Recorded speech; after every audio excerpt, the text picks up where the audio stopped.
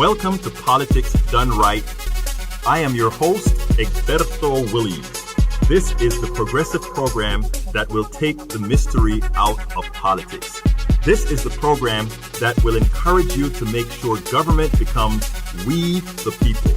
Whether you are liberal, conservative, or otherwise, you get to air your point of view. Remember, you can also send me a tweet to EGBERTOWILLIES. That is, at Egberto Williams. Let us engage. It is politics done right. 1, 2, 3, 4. 1. Blog Talk Radio.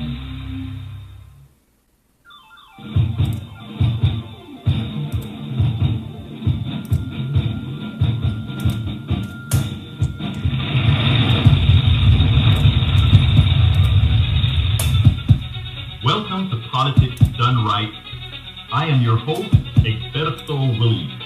This is the progressive program that will take the mystery out of politics. We're going to start right away. This is the program that will encourage you to make sure government becomes we the people.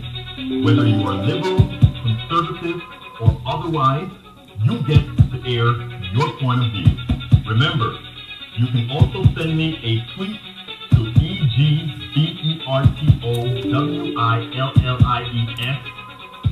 That is, at Egberto Williams. Let us engage. It is politics done right. 1, 2, 3, 4. Well, folks, welcome to one more edition of Politics Done Right. I'm Egberto Williams, your host. We're going to have a great show today. Yes, we're going to touch on Russia, but we're not only going to talk about Russia. Middle class America, poor America, working class America, believe me, they don't need to simply hear about Russia, because I tell you what, which I started on a program on KPFT 90.1 earlier this week. So Trump gets impeached. So Trump gets thrown out. Or so Trump stays. Please tell me. And I had some objectors to this point of view because I don't think they understand exactly what I'm saying here. The Trump issue or the Russia issue is important. It is very important. It actually is. It could possibly be treasonous. It could possibly be simply and entirely a very corrupt issue. But should we go ahead and spend our entire voices, our entire time on this Russia issue when we know that there are a lot of things going on behind the scenes right now that will have a material impact on our fellow citizens? Christy, I hope the feed has gotten better, because so far I'm seeing that it's okay. Let me know if it came back from being frozen. Maybe your side, I don't know. But anyhow, we must realize that there are other issues here that are afflicting other people. But before I get into the program, I saw a Facebook post today that concerned me a bit.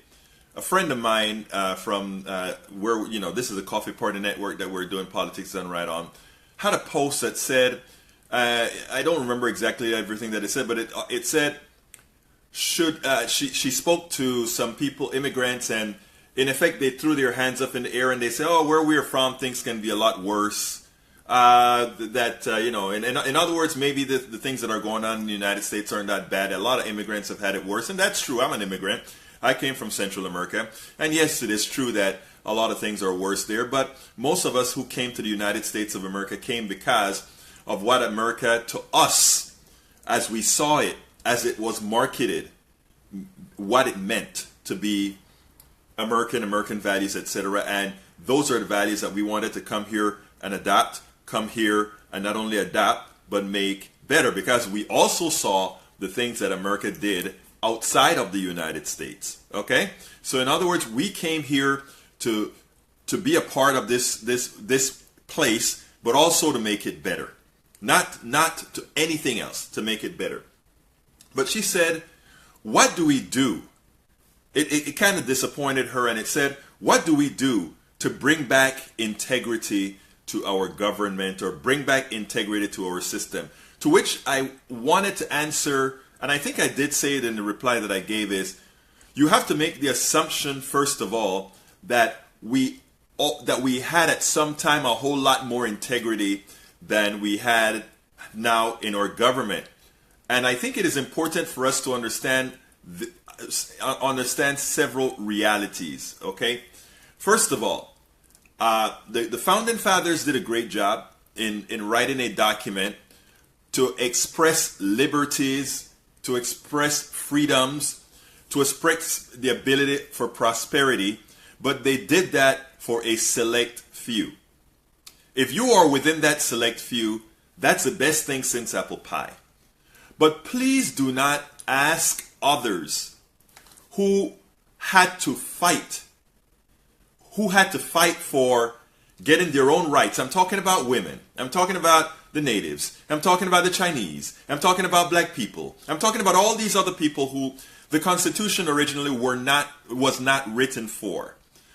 And so whenever you are out there preaching glory, glory, hallelujah, glory, glory, America, which we all are here to make this place better, it is important to be cognizant that what America may mean to one person because they have always lived the freedom of America does not mean the same to the vast majority of Americans at all. Most people simply are quiet when these types of things are discussed, but it is my view that we should stop being quiet about issues, because that quietness is what really affects our communication today. It's the reasons we still have racial problems. It's the reasons we still have sexist problems. It's the reasons we still have xenophobic problems, because we are afraid to buck the system, because we're afraid to make corrections without being concerned about people thinking, oh, he said this about America, he is unpatriotic. Absolutely not. The most patriotic thing anybody could do, whatever country they're in, is to sit there, point out its faults, but not just talk about its faults, but work towards making it a better place. Because that is what patriotism really means. I sit back and not concentrate on how great the Founding Fathers was. I have no interest in that. The Founding Fathers made the compromise that I was 3/5 of a person. So tell me, should I be praising these guys? Should I say, well, they had to make a compromise and I was the compromise? No, I am sorry. Just like a civil war was fought several years later, if we wanted a true document, maybe a civil war should have, not a civil war then because it wasn't that then, but just maybe then that should have happened. So anyhow, I just wanted to get into that because America has not lost integrity in the scope of things, okay? Let's be clear here. Trump is a bad man. Trump is an evil man. Trump is terrible. He cares about nobody but himself. But Trump was not the only president that was that way. And Trump is not the worst person in the world. And Trump doesn't have all the power in the world unless we give him all the power in the world. So I don't want us to hyperventilate thinking this guy is somehow, yes, he's bad. Yes, he could be an existential problem. But there's one thing in between him and that existential problem, and that is us. Okay, that is us. Now, moving forward, what are we going to talk about today? I called the program today, America's Self-Proclaimed Patriots Are Silent and Must Pay for It. Said I wasn't going to talk too much about Russia, but we're going to start with Russia. This came from Paul Krugman, who spoke a bit. And in Paul Krugman, on the way, I think he was a bit too pessimistic in his prose, and in one area a little bit too optimistic. I like the idea of being even keel, so that what we do is simply analyze what's in front of us and take charge of doing what needs to be done to make it better, to move forward. So anyhow, I promise going forward I will not be dedicating most of my blogging time on the likely Trump-Russia corrupt entanglement. Bloggers neither have the resources nor the avenues for that type of required investigative research. We don't. I mean, we can pick up stuff from New York Times and everything else, and we can try to validate them where sometimes they're a little bit laxed. But what they do, the investigative departments of the Times, the Newsweek, Vox, and all these other places that have capital, we're going to depend on these guys to really get to the bottom of several things with Trump. We have to deal with that. As far as the government is concerned, we cannot have too much trust in the government working at this point in time, because even though the career politicians are going to, or the career employees of the government are likely going to do their jobs, they're frozen by the political leadership. So don't expect a whole lot much, in my humble opinion, unless the mainstream media and investigative media, I shouldn't say mainstream, but investigative media, break something that forces their hands. Hence the title of the show again today is America's self-proclaimed patriots are silent and must pay for it. In other words, right now, our self-proclaimed patriots, the Republicans, are doing very, very, very little to try to get to the bottom of this. What I will do myself as a blogger, as a radio show host where applicable, is to continue to share new information in all of my spheres of influence, which also should be what you do to share things in your sphere of influence. I've always told people to share these videos, to share these podcasts, to share these programs, to share these posts, because we don't have enough of them out there from the mainstream media. If you turn the TV on right now, MSNBC, CNN, ABC, it doesn't matter which newscast I turn to right now, within 5 seconds I'll hear the word Russia. But my good friends in Appalachia, there's nothing Russia is going to do for the opiate problem that they're having, for the poverty problem that they're having, for the black lungs disease that they're having, for my brothers and sisters in the ghettos. There's nothing that's going to be done to fix to give them the opportunity in those neighborhoods to work. There's nothing there that's going to give them the opportunity to live in a safe neighborhood. There's nothing that's going to make police go in there and treat them like human beings and really go after those who they need to go after and respect those who they're protecting. For those in the barrios, the same applies. So, I won't be just Russia, Russia, Russia. I'm sorry. There's a lot else happening, and to put it bluntly, talking solely about Russia gives them a pass. Give Republicans a pass to not make things better. And then the ones who get the blame thereafter are progressives who decide that they want to simply push Russia, Russia, Russia. Because when 2018 comes along, the mantra will be, well, we couldn't take care of anything else because all those darn progressives wanted to speak about was Russia. And we had to take care of that. So let's not get entangled. And I hope those that are listening understand exactly what I'm trying to say here. What I will do is continue to share new information in my sphere of influence. It is important that all subscribe to investigative rags to ensure they have the resources to keep their investigations going. I rail about mainstream media all the time, but I make sure to subscribe to several. I subscribe to people like I subscribe. So we are having more people complain about frozen videos. Let me see if I can go ahead and change the network for 1 second, my friends, and see if that improves anything at all. And then you guys can tell me. I think it's going to pull up a new network now. Bear with me 1 second. Let's get another network connected. I think. Okay, we're now on a 5G network, cellular network. All right. Now, folks, go ahead and leave me messages if you're frozen. Still see everything. Let me know. Right now, it seems like I am on the 5G network, which now tells me I have a weak signal. Before I had a strong signal. Anyhow, let me know about the quality or whether it's good or not. Then I'll switch back if necessary. Anyhow, let me tell you what I personally do, my friends. I subscribe to the New York Times. the Washington Post. I also do the Op-Ed News, which is a blog site, Daily Coast. In as much as I write here, I also support by being a subscriber to it. So I change networks again because, well, the 5G network is not the best. So bear with me 1 second. I think we're going to go back to the 4G network. Okay, I think we're back on the 4G network. Okay. All right. Now it's back to the 4G network. Let me know, guys, if you're still having a whole lot of problems. It's on the 4G network now. It just started, so we should have a new feed going. Okay.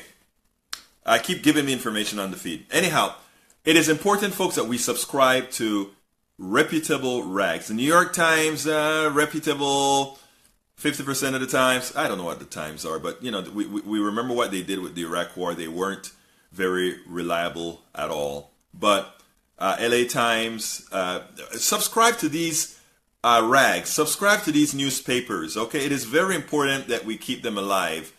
They need to be able to investigate a lot of this, and we are going to depend on their resources to get information, and then we are going to aggregate from all these different sources so that we can give a full picture to the American citizenry. That is very important. So, like I said, I subscribe to a whole bunch of them, and I figure I must do my duty as far as, because again, we are using a lot of the information that they get, Reuters as well. So let's look into that. Anyhow, that said, there are many other issues that directly affect us all, including our working class brothers and sisters that are irrespective of Russia's the story. Their outcome remains the same.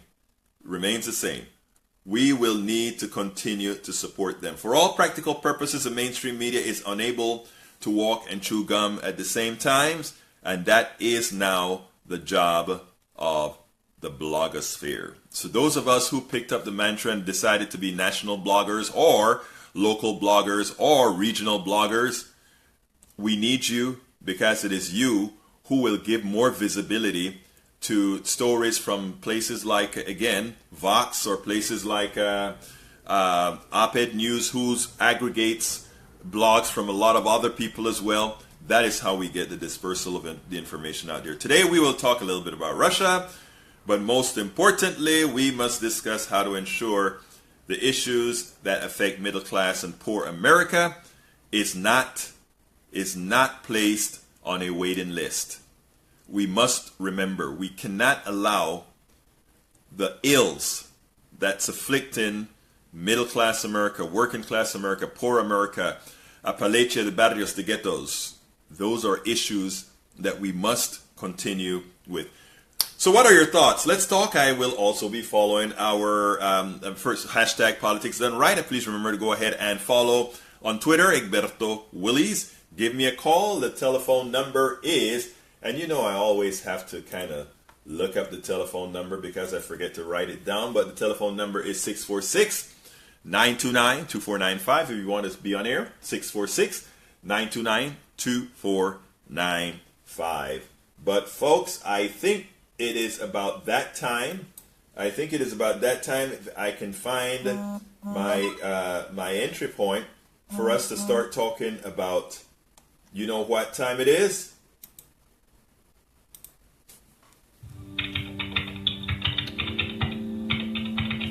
It's time for the weekly blog post. Okay, this was inspired by Paul Krugman, and the title of my blog is Paul Krugman, or Krugman about Republicans. All those self-proclaimed patriots have gone silent. And isn't that right? I said I was not going to spend a lot of time writing or sharing posts on Russia because I believe the mainstream media is already hyperventilating quite a bit on the subject. But the Paul Krugman article, Judas, Tax Cuts, and the Great Betrayal, is a must-read.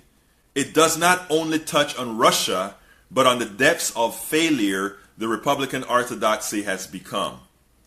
Krugman makes a necessary observation, a very necessary observation. The current crop of Republican policies and patriotism. He says as follows, quote, "For generations, Republicans have impugned their opponents' patriotism. During the Cold War, they claimed that Democrats were soft on communism, and after 9/11 that they were soft on terrorism. But now we have what may be the real thing, circumstantial evidence that a hostile foreign power may have colluded with a U.S. presidential campaign and may retain undue influence at the highest level of our government, and all those self-proclaimed patriots have gone silent or worse." Close quote. Later, he explains the genesis of the un-Americanism of the new GOP, and it goes as follows, quote, "How did a whole party become so, well, un-American? For this story now goes far beyond Trump." What he's saying, you know, we're talking about Trump about Russia. But when we are seeing what really is happening, it's much deeper than Trump. In some ways, quote, "In some ways, conservatism is returning to its roots. Much has been made of Trump's revival of the term America First, the name of a movement opposed the U.S. intervention in World War II. What isn't often mentioned is that many of the most prominent American firsters weren't just isolationists. They were actively sympathetic to foreign dictators. There's a more or less straight line from Charles Lindbergh proudly wearing the medal he received from Herman Goring to Trump's cordial relationship with Rodrigo Duterte, the literally murderous president of the Philippines." Think about that. Moving on, he says, "But the more proximate issue is a transformation of the Republican Party, which bears little, if any, resemblance to the institution it used to be, say during the Watergate hearings of the 1970s. Back then, Republican members of Congress were citizens first, partisans second, but today GOP is more like a radical, anti-democratic insurgency than a conventional political party." Sorry about that, folks. Still getting over a cold. Krugman ends with a reality that one's hope. Krugman ends with a reality that one hopes most Americans will not only appreciate, but do something about with their vote. Yes, I think Krugman may be a bit too optimistic. Now, if progressives do their jobs effectively, managing the resistance, then most people will then, we can clean house politically. Sorry for that, guys. It was rough last week. It's getting a whole lot better now, but we must go on. Anyhow, I see my good friend John is here. Come on in, John. How are you doing? Good afternoon. How you doing? Just fine, my friend. Talk to me. So sorry you have that cough. Hope you get better. Yes, sir. Okay. All right. Let me just address a couple of things. You know, we had a conversation, obviously, on KPFT. On KPFT on Thursday about the so-called hyperventilating. I definitely disagreed with you. Mm-hmm. Let me start with, we live in a world right now to where we really don't need to watch cable TV because of the internet and the fact that 80 to 85% of people have internet access. Right. It might even be higher than that now. And so, people can choose and pick what they want to. And so, I think that's an important thing to throw out there. If you choose to watch cable TV, I think that there is a lot of Russia coverage, and I think that it's very important that is on, because I feel like you're underestimating the impact of this, because what Trump has done is fairly unprecedented in our history, and the fact that right now we have no idea. I talked before about the two key factors are the two key people are Rod Rosenstein, who is the assistant director of the FBI, of the Justice Department, and also the guy who's in charge right now, McCabe. Yes. And so I'm sure you've seen the fact that now they have 4 people who they want to replace, possibly, or 3 other people that they want to possibly replace McCabe with, and all of these are very strong partisans. And so essentially, you said this at the end of your show, you felt that Trump was guilty. I personally don't know that myself, but I think it's very important that we do, or the main, everybody, pays attention to this coverage, because it's unprecedented. And the fact that, this slippery slope that Trump is going on, and I mentioned this before about, how during the first Muslim ban, how the people who worked at customs were ignoring court-ordered issues, which is, to me, incredible. And this is even worse than that. And so, I just feel like, if Trump feels like if he can get away with this, what else can he get away with? And I'm not sure. Let's say Cornyn does go into office. Cornyn is put in, and I think that some of the people who the so-called moderates in the Senate will more likely have Cornyn actually, go into the FBI office as the leader of the FBI, as opposed to some of the other people, because they feel the camaraderie with him in the Senate. And at that point, there's no doubt in my mind that this FBI investigation will be shut down. And then, what will happen at that point? What are the next steps that Trump is going to take to make this more of an authoritarian government? And when you say stuff like, this is just all about economics, you're really not putting into perspective exactly how far Trump could go. Okay, let me ask you to expand. I want you to expand for me, because I need your help here. All right. I personally believe that there are limits. Okay, first of all, I don't disagree with you that this is very, very serious. I think my disagreement with you is how much coverage everybody should be given the Russia issue at the expense of everything else. That is where I think we're really different. So my question to you is, what do you think? Let me give an example. If I go to NY Times right now, okay, if I go to the New York Times right now, the very first story is a cybersecurity attack.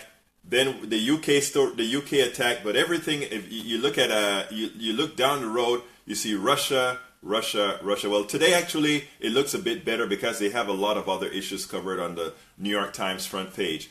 But earlier in the week, I went to the front page, and every story was Russia. Every of the first stories were Russia, and what I found is that what that's going to do to a whole lot of people is going to turn some off, because they don't see. We have to give them the reason why the Russia story is important. I think I've done that. I think many other people, I think you've done that.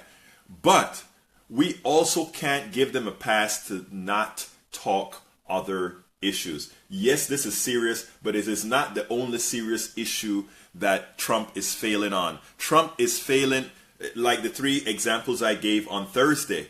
The 3 examples with healthcare. And today, or rather yesterday, the example that I gave with the change in the law, the executive order that Sessions is putting out there that says, okay, we're going to start back again, putting the full force of the government behind people who use drugs. In effect, what that means is a new path of citizens going towards the prison industrial complex. I put that story out. Several other people put that story out. MSNBC did a 30-second thing on it. That's what I'm talking about. There's a lot of other things that are happening. No, I agree with you, but if you go to the New York Times, you don't have to click on those Russia stories if you're not interested. You click on what you want to. I know. You are so right, John. You're right, but here's the problem. everybody is not politically savvy as you are. And when I'm trying to speak to an audience, I enjoy having the interaction with you as a political buff, because we can go at it from a political standpoint. But we have to extend our tentacles to people who I think it's kind of derogatory to call people low information, voters or whatever, but people who see the first thing and click. It's when I write stories, sometimes I give it a headline that I know is clickbait. I confess it, folks. Some headlines I give because I really, really want the story to be read. If I don't do that, they don't read it. You see? Do you follow what I'm saying? Yeah, I do. So what I'm saying is, there are two audiences that we're talking about, and the audience I'm talking about, where I don't want to hit up a whole lot of Russia on, is not you, because you know the material, you understand the intricacies, but the other people, and not only that, you're going to keep your eye on the ball on Medicaid destruction and all of that. But the average American citizen that's there listening, they're going to be like, oh, Russia must be very important because the New York Times, everything is there on Russia. If we go to Vox, everything is on Russia. If we go here, everything is on Russia. And then suddenly they forget what's important. And then comes election time in 2018. And the question comes around, what has this government done for me? And I hate to say done for me. What progress has they made from a policy standpoint? And then what do we get? Oh, well, we were so concerned about Russia. What happened with healthcare? What are the little things that Tom Price did that didn't get any coverage, so we couldn't go out in the streets and raise hell about? That is my concern. But come on in, John. Okay, so there are two things that I want to address as far as that. Yes. One is, well, let me address the thing that you said on Thursday after Sure. we had our conversation. You had a guy who was very pro-Assad. I was waiting for him to come up with the pro-Kim Jong-un.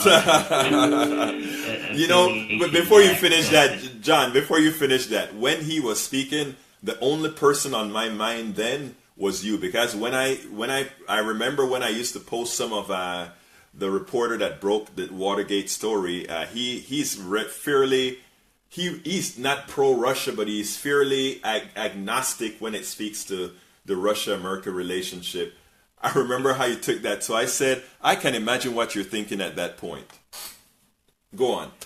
Right. I mean, first he started talking about, how we've been, antagonizing the Russians since 1917, and Russia antagonized a lot of countries that they took over in World War II, about the 8 countries. And so, we had a different philosophy than the Soviet Union, and we were at odds, obviously. Right.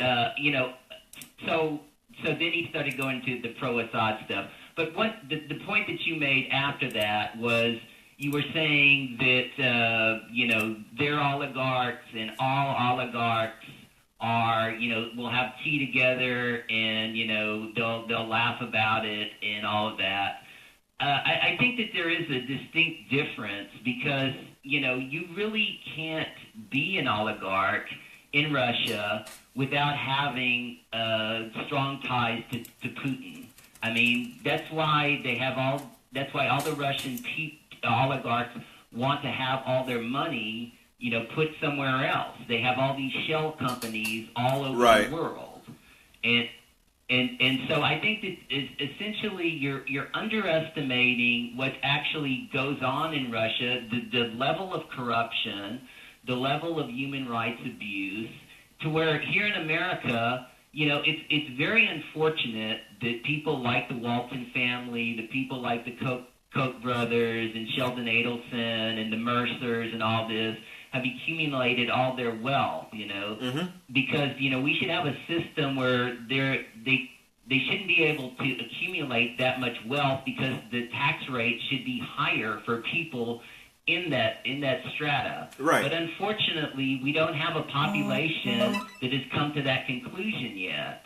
And so that's what I think both of us are working on. Right. But I think that there is a fundamental difference between, between all, our oligarchs and or all plutocrats and their oligarchs. Because I hear Russia, you cannot have money unless you have a relationship with Putin, unless you're pro-Putin, and people are terrified that they're going to lose their money if Putin, because this has happened, to thousands of people. They've been put in jail. They've been killed. Mm-hmm. Journalists have been killed. There's very little free press. Even if you have a protest, you're going to be arrested. It just happened yesterday. Right. Let me people want political freedom. I don't want to dispute that, because that is a fact.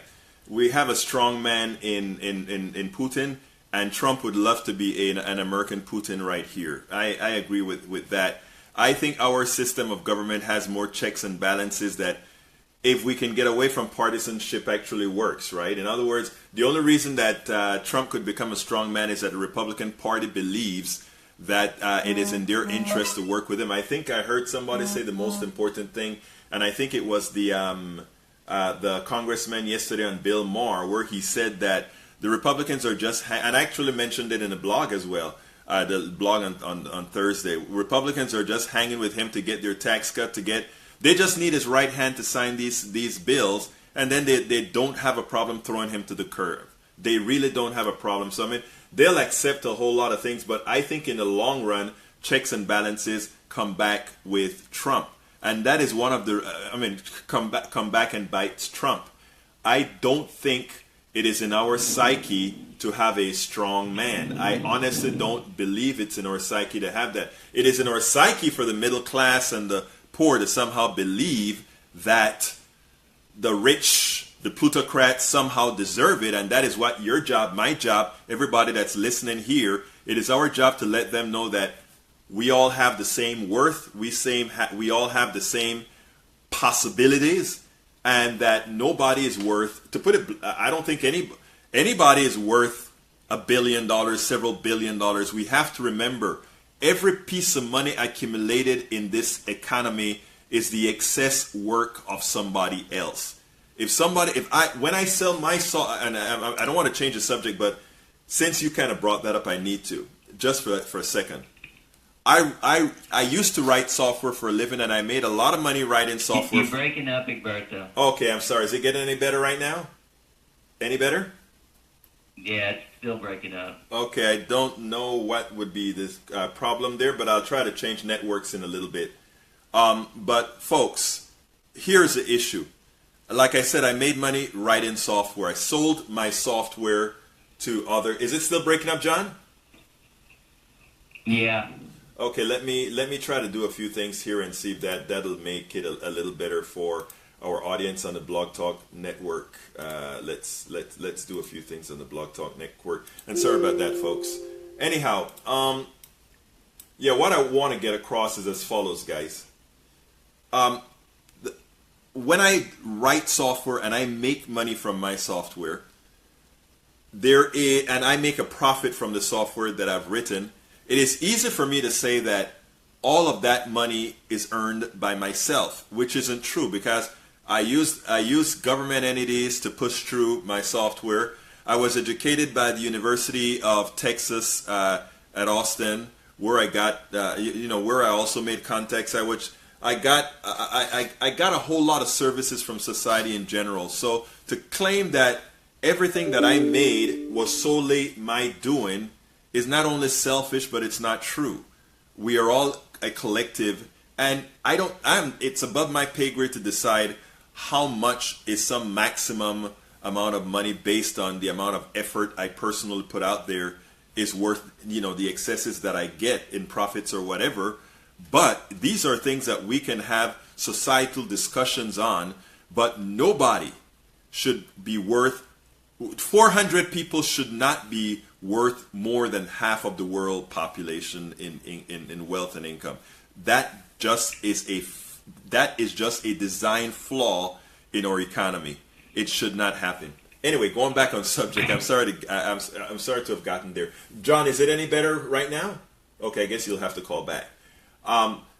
It'll get better on the other thing. Let me go ahead and read some of my notes from my folks here. Okay, Deborah, feed is fine. We have checks and balances if they allow them.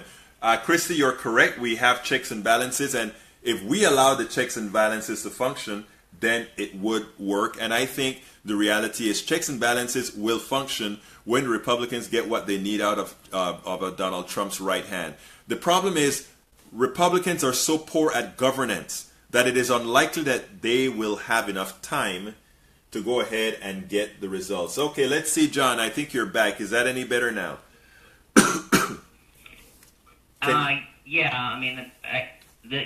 Go ahead and speak a little bit more so I can see if I can hear you better. Right. I think what we were trying. I don't know if you had a bad connection or not, but I hope that you can actually hear clearer now. Yeah, no, I really can't. And the fact is that I'm listening to you on Blog Talk Radio, and it's fine. So I don't know. I guess I don't think it's the connection with me. Maybe it's something in between. But well, what I have listeners on Facebook Live that said they can hear everything clearly. So I'm not sure what it would be. Okay. Now. Yeah, okay. Now continuing. So anyway, do you want to add? I don't know if you heard the discussion as far as excess labor or not. Yeah, I heard you were talking a little bit. Were you continue more with Paul Krugman or? Yeah. Well, what I was trying to put out there is that you were talking about what we want to do is to ensure that people know that the wealth that's been accumulated thus far in our society, we have to work towards it, and that oligarchs aren't the same. The American oligarch is not the same as the Russian oligarch, etc., etc.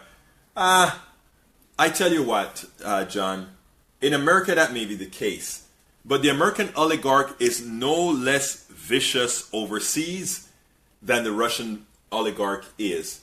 If you doubt me, go to Jamaica and talk about bauxite. Go to Panama and speak about the different resources, fish resources, etc. Go to the Andes and talk about the oil companies and what they do out there. So, it is important for us to... and this is the reason why you and I may take certain differences and stances with how important it is for us to make the distinction between the Russians and the Americans. Because from my point of view, when we are overseas, when we're not governed under the laws of America, oligarchs behave the same overseas. And go ahead. Okay, but the problem is that they have to essentially appease themselves to the government. Yes. When you talk about other governments that aren't democratic, right? They have to essentially kiss up to those people or be in alignment with those people, or they won't be able to keep their wealth. True. Okay, to where in America, essentially, we could have an election, in 2020 where, let's say, Bernie Sanders and somehow, I'm not saying this is going to happen. Of course, I want it to happen. But, to where we could have an election to where we could change so much, and we have changed so much. But a lot of people in these other countries that are run, by dictators, by kleptocrats, by authoritarians, they don't have that option. And so we should really appreciate that we do have that option. We can tax the hell out of these people. We can tax the hell out of the Walton family. We can tax the hell out of, the Koch brothers and all these people. We've just chosen as a society not to do that. And so that's the major difference. And as far as Russia, the big story, Russia is just a parallel story to the bigger story this week. The bigger story this week is that Trump took an authoritarian tact to actually fire the person that was investigating his campaign. And that is, people can make cases, and you hear more Democrats talking about impeachment all the time, that was obstruction of justice in itself, that what he did was obstruction of justice. Firing the person investigating him was obstruction of justice.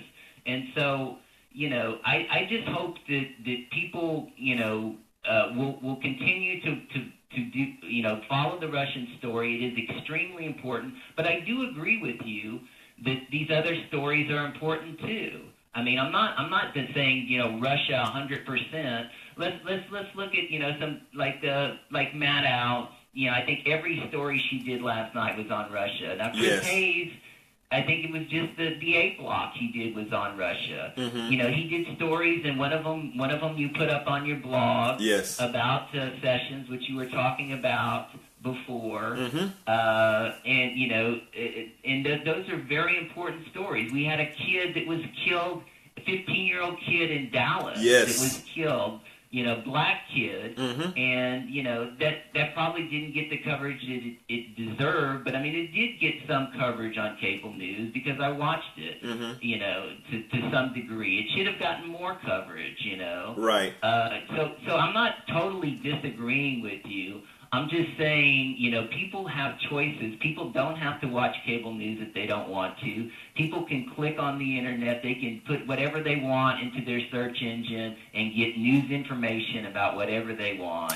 And so let's listen to what John just said. Let's listen to what John just said, folks. You can click on your own and you can go ahead and select your news. But most people right now kind of are allowing themselves to be fed the news. But listen to what John has to say. That's an important concept. Go out there and search for alternative news. That is why I aggregate news as well, right? That is why, because again, for those folks that are in my sphere, they will get a look at the stuff that interests folks like us and hopefully share it, like I'm asking all folks to share these types of videos, these types of programs as well. But that is what's important, having a mixture of the thing. I am not going to forget about Russia. I mean, if something happens that isn't repetitious again, I will go ahead and write a new story about it. And not only write a new story, reference the old story so that people can know the chronology of what's going on. But at the same time, we're going to continue talking about healthcare. You know what is, and I mentioned in the beginning of the show that something else that I was going to talk about, and back to healthcare again. Aetna, I think, is pulling out of Aetna is completely pulling out of the marketplace, if I recall correctly. And what is sad about that is I think it is really a play by the insurance companies to force the hands of, a lot of people want to say it's to force the hands of the Republicans. It's not. It's to force the hands of the Democrats. In other words, what these guys are starting to smell is the ability to not have to cover sick people and the ability to sell junk insurance that make them a lot of money. That is what's in the up and right now. That is what, when you start to watch these insurance companies pull out, that is what we're talking about. What concerned me again with, let's say, the Russia story taking so much visibility right now, is that a lot of people didn't hear about Aetna. A lot of people didn't hear about the rate hikes that are occurring in several locations. And yes, as long as subsidies are there, the rate hike won't be as large for many people. But for those who are paying it all on their own, the rate hikes are going to be huge, right? It is time for us to start priming Americans to realize that these rate hikes are going to be occurring not because of any intrinsic flaw within Obamacare, but because of the sabotage that is happening by Tom Price and Donald Trump on the healthcare system.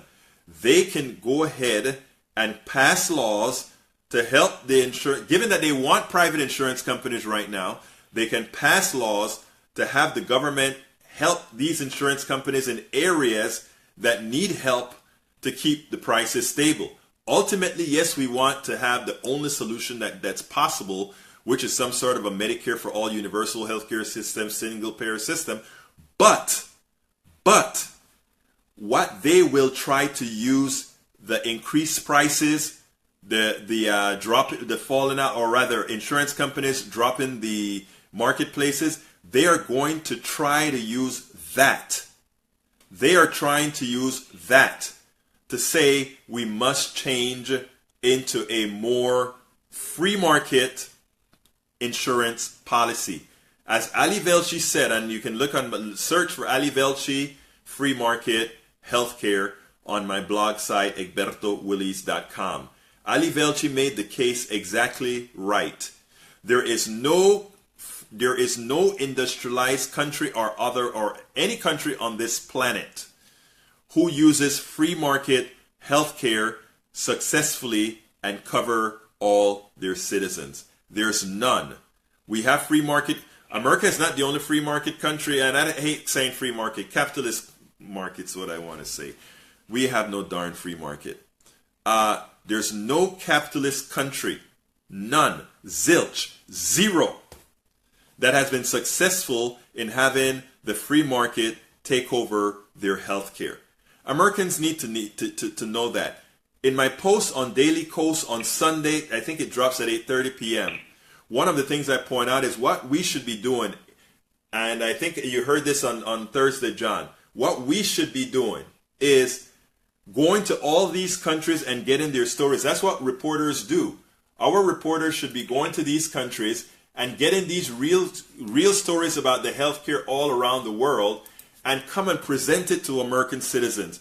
You can find it piece by piece on the internet. I would like to see more stories about the comparative analysis of these different countries that are using single payer, a mixture of single payer with private to add value to whatever they want to do, so that Americans can see the kinds of choices that they have and that they've been lied to, that somehow the free markets is going to make it better. Free markets doesn't make healthcare better. You know why? Because once you're sick, you're damaged goods. Once you show the propensity to get sick, you are a damaged good, and the reality is insurance companies want to run away from you because you're no longer a profit center. That is all that matters in a free market health insurance system. That's all that really matters. Folks, if you want to get a quick call in, our number is 646-929-2495. Again, that number is 646-929-2495. John, you want to add anything to that?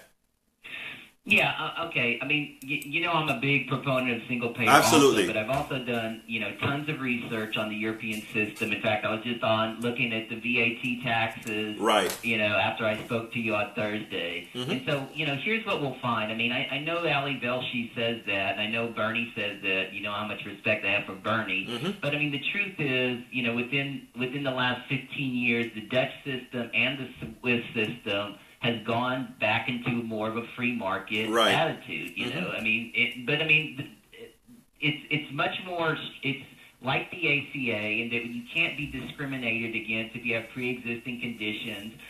But I mean, it's essentially similar, and the subsidies are also better, and so you will pay less, but you still pay more, per capita than any other country in Europe. But I want to correct something that you're saying here, because we have to remember why these countries run back to a free market system, or try to institute a little bit more free market in these issues. One of the people at KPFT is from the Netherlands, and we went over this to some extent. The problem is America is out there trying to sell.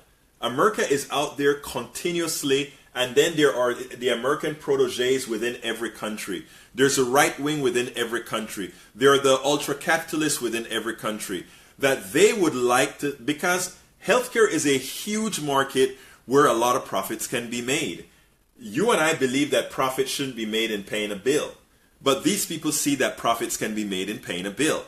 And they will try to do the same thing that's been done in America, the Powell Manifesto, to go ahead and indoctrinate folks into believing that somehow it can work. It cannot. The mathematics are absolute. So my thing is, yes, you're right that some of these countries, after they've had problems with their costs increasing and not wanting to increase taxes, the quickest thing they say then is free market. They did, and the same applies to transportation systems in several European cities. They somehow believe that going with the free markets as opposed to otherwise would make service better. And what ultimately always happens in these countries is when they relegate their public transport to free markets, it fails, or it's not as efficient. The same occurs with healthcare. These are facts that we cannot allow marketeers to use selective data to tell you it is not true. Go ahead, John. Okay, but I mean, I agree with you, and I mean, I agree. We're in agreement that single payer is. I think one of the disagreements that we have is that the countries that have single payer have this value added tax, which is essentially in the Scandinavian countries. I mean, there's all kinds of variations within this. In other words, like if you're in a lot of countries, if you're paying for food that's not taxed, it is the higher rate is like if you're buying a luxury car. You know what I'm saying? You're right. But, I mean, in general, the VAT tax in Scandinavian countries is about 25%. Right. Now, on average, it's about 8 to 9% in most states, and so essentially, you're paying three times as much every time you purchase something. And like I said, there are variations for each country and for each thing that they say, certain items should be taxed at a lower rate on the VAT scale. But I mean, the fact is that, you have to pay for this system, and I just think that that's not being talked about enough by the left, and I just hope that eventually we will do that. I think we have to. We have to, because what if you remember, I don't know if you remember the blog post that I read on Thursday. What I said is, we have to, one of the reasons I want reporters in other countries, where there are these very high VAT taxes to come out and give the reasons why, and not only that, but to also do the mathematical analysis. In other words, oh my God, I'm buying these different products and I'm hit with a 25% tax. And then at the end of the month, you have to remember that, it's now time for my insurance premium, which costs me $1,500 a month. It is also now time for me to take my kid to the doctor, which has a copay of $30. And it's now my time to go ahead and buy my drugs, which is XYZ. And then tell folks, add all of that up, add your 25% VAT, and then realize, oh my God, do you mean even though I'm paying a 25% increase Delta tax, I still have more expendable income? And what we have is that people are not making the case. And you are absolutely right about saying that progressives need to tell the story, because they can't tell the story that single payer is great and it's going to cost you nothing. No, single payer also has winners and losers. And for those people on Medicaid, they are sort of the ones who made a little bit of money. Hey, when they shop, they're going to have an extra charge for those people. But now everybody will feel that they have skin in the game. But I hear what you're saying, my friend. Go ahead.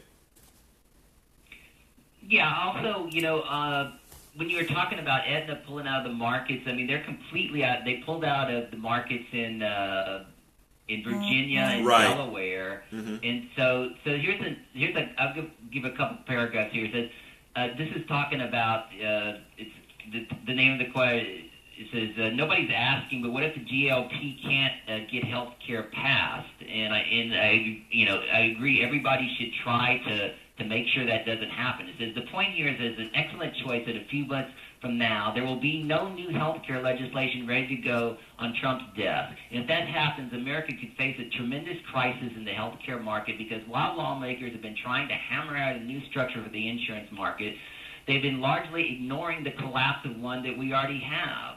On Monday, Health Insurance in Connecticut announced that they would seek major premium increases in 2018.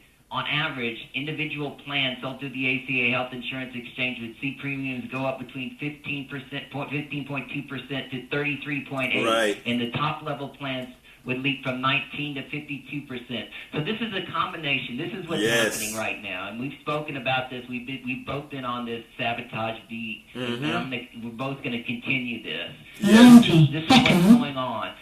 Some of these markets, there's just not going to be an ACA. It's amazing. To get insurance.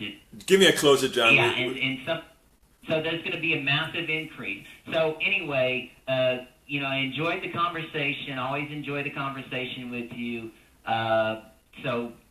Just keep it up. We're going to keep talking about this sabotage, because that's extremely important. Keep the pressure on. I think that this is actually going to be a benefit on Trump's authoritarianism, just like in '74 when Nixon resigned. Right. Democrats gained a lot of seats, and also the Quinnipiac poll that came out on Thursday, 16-point lead, Democrats over Republicans in the generic poll. Wow, I the didn't other see. ones just had 5-point lead, but that was a 16-point lead, and I think that's strictly because of health care. I didn't see that one. Look, thank you so kindly for being with us, John. Folks, thank you so kindly for listening to the program. Please do remember to share these programs because, again, this is how we're going to get our message out. This is how we're going to engage people and bring them into the fold so that we can do the things that are necessary to support the middle class, the working class, everybody else. This is Politics Done Right. My name is Egberto Willies. You guys have a wonderful rest of the weekend. Stay safe.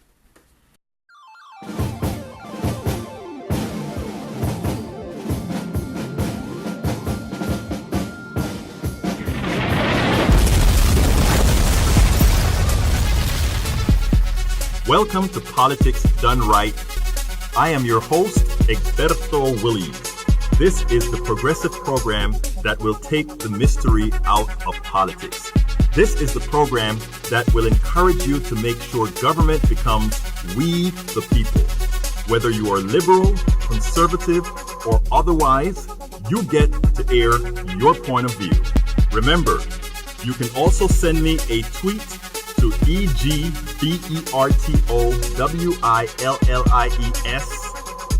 That is, at Egberto Willies. Let us engage. It is Politics Done Right. 1, 2, 3, 4.